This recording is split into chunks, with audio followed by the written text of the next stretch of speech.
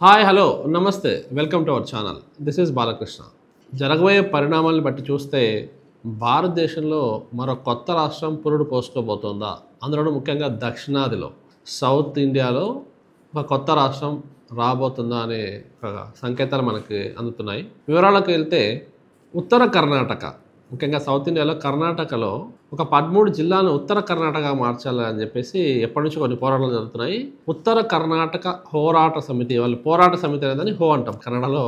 ఉత్తర కర్ణాటక యూకేహెచ్ఎస్, ఉత్తర కర్ణాటక పోరాట సమితి. ఇది ఇప్పుడు మళ్ళీ తెర మీదకి ఎందుకు వచ్చిందంటే, రీసెంట్గా రాజు కేజ్ అనే స్థానిక ఎమ్మెల్యే ఈ ఉత్తర కర్ణాటక ఎందుకు వీళ్ళకి ఒక అక్కడ ఉన్నటువంటి పరిస్థితులు ఏంటంటే, దక్షిణ కర్ణాటకతో పోల్చుకున్నప్పుడు ఉత్తర కర్ణాటక అభివృద్ధిలో వెనుకపడింది. సో వెనుకబడడానికి చాలా కారణాలు ఉన్నాయి. సో ఇది డివైడ్ అయితే మేము అభివృద్ధి చెందగలుగుతాం, ప్రత్యేక రాష్ట్రంగా ఏర్పడితే మేము మరింత వేగంగా అభివృద్ధి చెందడానికి అవకాశం ఉంటుంది.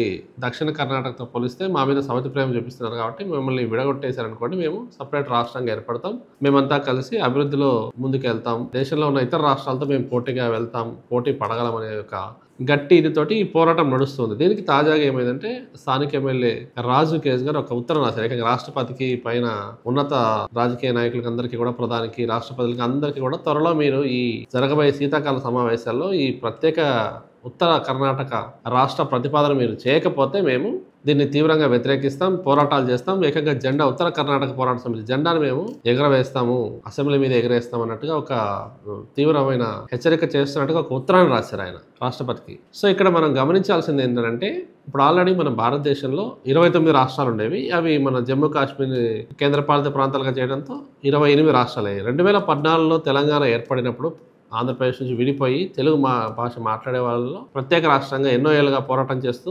2014లో విజయవంతంగా కాంగ్రెస్ ప్రభుత్వం, అప్పుడు అధికారంలో ఉన్నటువంటి కాంగ్రెస్ ప్రభుత్వం 2014లో తెలంగాణని అనౌన్స్ చేసింది, ప్రత్యేక తెలంగాణగా ఏర్పడింది. సో మొత్తం అప్పుడు 28 రాష్ట్రాలు కాస్త 29 అయ్యాయి. రీసెంట్గా మళ్ళీ 2019లో జమ్మూ కాశ్మీర్ని కేంద్రపాలిత ప్రాంతంగా చేయడం వల్ల ఏమైందంటే, తిరిగి మళ్ళీ 28 రాష్ట్రాలు అయ్యాయి. 8 కేంద్రపాలిత ప్రాంతాలుగా ఉన్నాయన్నమాట. 28 రాష్ట్రాలు, 8 కేంద్రపాలిత ప్రాంతాలు ఉన్న భారతదేశంలో ఇంకొక కొత్త రాష్ట్రం పురుడు పోసుకుంటే 29వ రాష్ట్రంగా ఉత్తర కర్ణాటక ఏర్పడే అవకాశాలు ఉన్నాయా?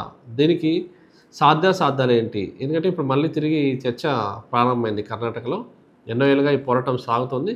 ఇవి కాకుండా ఇతర రాష్ట్రాలు కూడా అక్కడక్కడ చిన్న చిన్న రాష్ట్రాలు ఏర్పడాలనే కొన్ని డిమాండ్స్ ఉన్నప్పటికీ, ముఖ్యంగా సౌత్ ఇండియాలో చూస్తే, మన ప్రాంతంలో చూస్తే భాషా ప్రాతిపదికన ఏర్పడినటువంటి మన ఆంధ్రప్రదేశ్, తమిళనాడు, కర్ణాటక అండ్ కేరళ, ఇందులో ఆల్రెడీ తెలుగు భాష మాట్లాడే ఈ ప్రాంతం వాళ్ళు ఆంధ్రప్రదేశ్ 2 భాగాలుగా అయిపోయింది. ఇప్పుడు కర్ణాటక కూడా ఒక 2 భాగాలుగా అయ్యే ఛాన్సెస్ ఉన్నాయి. ఉత్తర కర్ణాటక పోరాట సమితి యూకేహెచ్ఎస్ ఆధ్వర్యంలో ఇది బలంగా ఈ వాదన వినిపిస్తుంది. దాదాపు ఒక 13 జిల్లాలు, బెళగావి, బళ్ళారి, కలబుర్గి, బీదర్, విజయనగర, ఇలా తదితర జిల్లాలు, ఒక 13 జిల్లాలు కలిపి ఉత్తర కర్ణాటకగా ఏర్పడడానికి ఉత్తర కర్ణాటక పోరాట సమితి, హోరాట సమితి అని అంటాము. అక్కడ కర్ణాటకలో, కన్నడంలో హోరాట అంటారు పోరాటాన్ని. సో ఉత్తర కర్ణాటక పోరాట సమితి యూకేహెచ్ఎస్ బలంగా తమ వాదన వినిపిస్తుంది. దానికి తాజాగా అక్కడ స్థానిక ఎమ్మెల్యే రాజు కేజ్ కూడా మద్దతు ప్రకటించారు. సో తిరిగి మళ్ళీ ఇది వివాదం, ఈ కొత్త రాష్ట్రం ఏర్పడాలనే ఒక వివాదం మళ్ళీ తెర మీదకి వచ్చింది. చూడాలి రాబోయే రోజుల్లో కర్ణాటకని మనం 2 భాగాలుగా చూడగలుగుతామా, ఉత్తర కర్ణాటక, దక్షిణ కర్ణాటక లాగా. కన్నడ మాట్లాడే ప్రజలు కూడా 2 భాగాలుగా విడిపోయే అవకాశం ఉందా, వేచి చూడాల్సి ఉంది. Thank you.